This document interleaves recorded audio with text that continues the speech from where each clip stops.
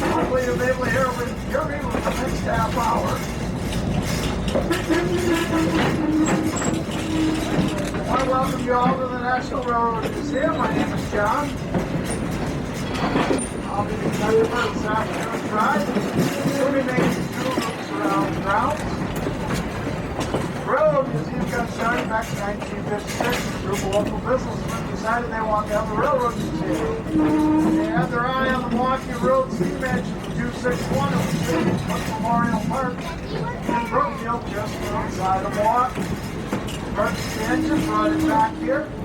Shortly after that, they got the donation of the Dwight Eisenhower War Train. With that, they asked Congressman John Burke to give this to as the National Railroad Museum. Got a declaration from Congress when he came to the National Railroad Museum. We are not going to know.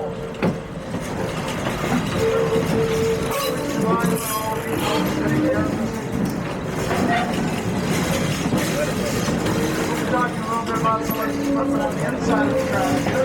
The first thing coming up is that we have an outside track. It's on the air network. Climate. View of the Railroad Museum grounds as well as the line river and heritage built being marked on the other side of the river. Now for all of you youngsters that like the tower, there are 99 steps to the top of the tower. Don't get back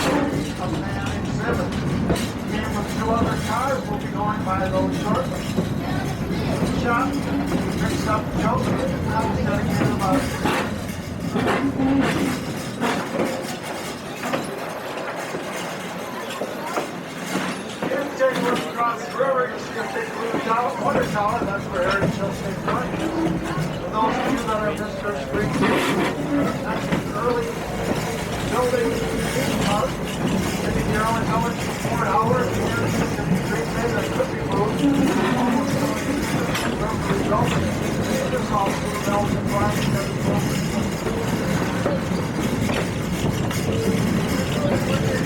On the inside of the transmitter, here on the box. For those of you that enjoy Halloween transactions, you'll want to do some train ride. Drop down.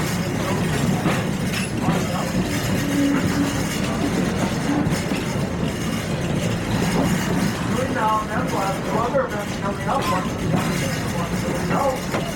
There's a bunch of trains coming up for the kids. And then there's a group that's coming up.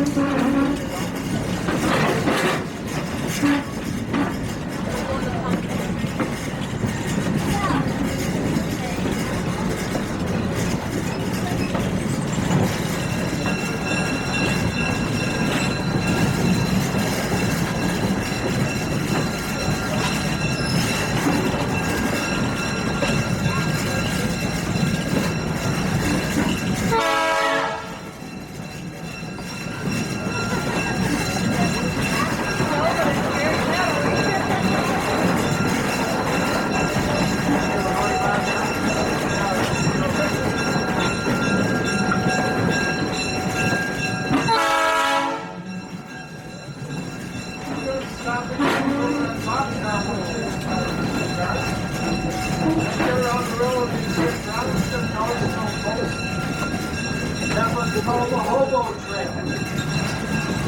During the Great Depression, many folks have lost work, traveled around the world looking for work. It only means transportation from one place to another was. So the hobos and trains at most of the time.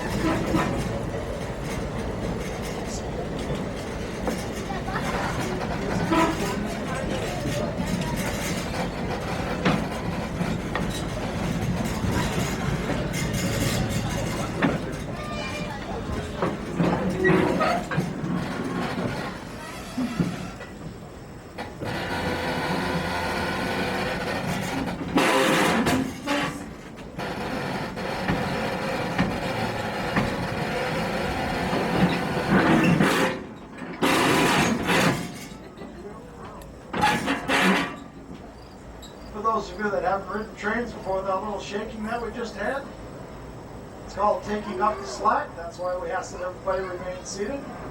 While we're going at a romping, stomping 8 miles an hour, for those of you that are prepared to go to the big cities and get on the subways or trains around the bigger cities, they start and stop at 50 miles an hour. So if you're not ready for that, you might find yourself sitting on the board.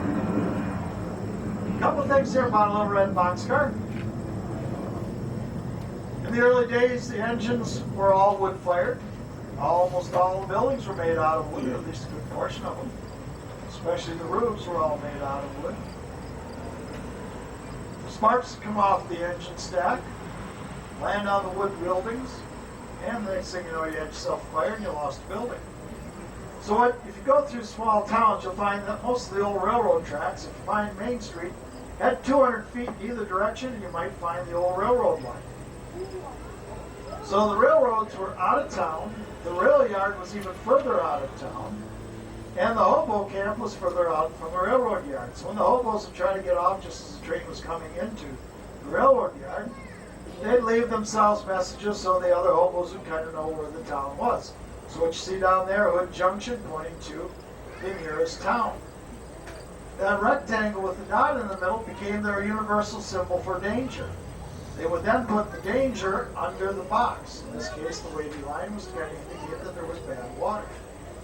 Now, not every town had local law enforcement people that liked to see unemployed people wandering around town. If you had an unusually aggressive police department that would arrest people for no other reason than them being unemployed, they would let other hobos know that by the jail symbol, that you would likely get caught and thrown in jail if the police found you. So steered clear of the police. The one that looks like the upside down Y or running stickman was meant to be exactly that. It was to indicate that you had a town that was not friendly, and you might even get beat up. So it was best to just turn around, run back, get back on the train, and get out of town. Now, Bozo the Clown and Boxcar Betty were both hobos. Boxcar Betty actually travel around the country with their children. As you get around the museum grounds again, you're going to find those little brown posts, a little plaque. Lift up the top. There will be a little more old boat trivia there.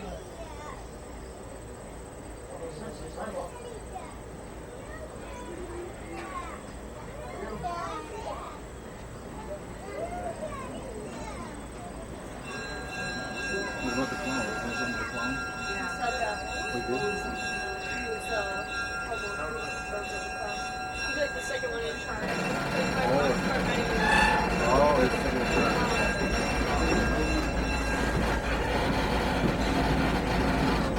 Now, for those of you that are history buffs, you may remember that as of last weekend, we celebrated the 200th anniversary. It was 200 years ago that the British burned down the White House.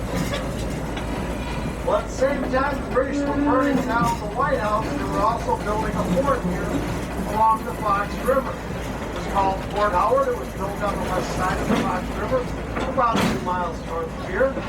The lumber for that fort came from a sawmill. The sawmill was located right here by the creek by this bridge. It's the second sawmill established in the state of Wisconsin. So the War of 1812, right?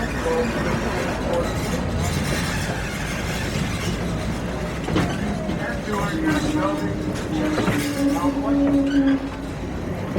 and at the same time, there was what was known as the Wisconsin area or territory.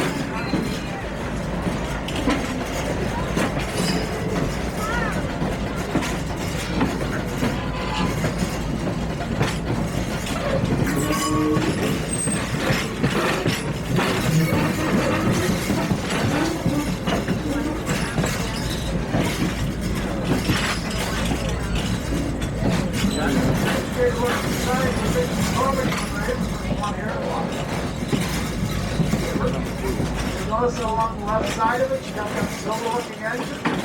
That's one of the three demonstrator models GM built. High-speed training stirrup. Front end looks a little like 1959 Corvette. Because that's the roof model there. The train did quite well early on, but after it got a little wear and tear, springs in the railroad cars and passenger cars did not hold up. They were down 55 miles an hour, and that ended the high-speed training stirrup.